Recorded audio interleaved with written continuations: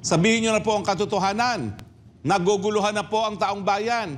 Dahehelo na kami sa inyong mga pinagsasabi na pabale-balentong sa isa't isa. Iisa lang po ang presidenteng hinalal ng taong bayan. Yan po si PBBM. Pero bakit ang speaker at ang kanyang mababang kapulungan para bagang sila na ang feeling president at sila ang nasusunod? Ang masakit, sila ang sinusunod ng executive branch of government. Bakit po? Dahil ba maraming hawak ang speaker kay PBBM?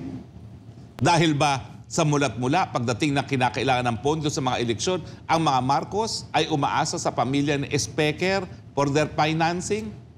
O dahil ba talagang sa mulat-mula ganyan na ang patakaran? Na tinatrato lamang na palamuti ang presidente ng mga tunay na nagpapatakbo sa gobyerno. Hindi po namin maintindihan. Bakit kinakailangan magsalita for the 100th time ang presidente sa issue ng ICC? Bakit pinagpipilitan? Nakakatawa nga si Justice Secretary, 7 buwan ago, ipapahuli pa niya. Ngayon, iba na ang tono, makikipagtulungan.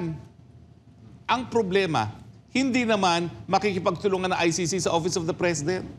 Tanging sa Department of Justice lamang at sa kapulisan maghihingi ng tulungan ang ICC.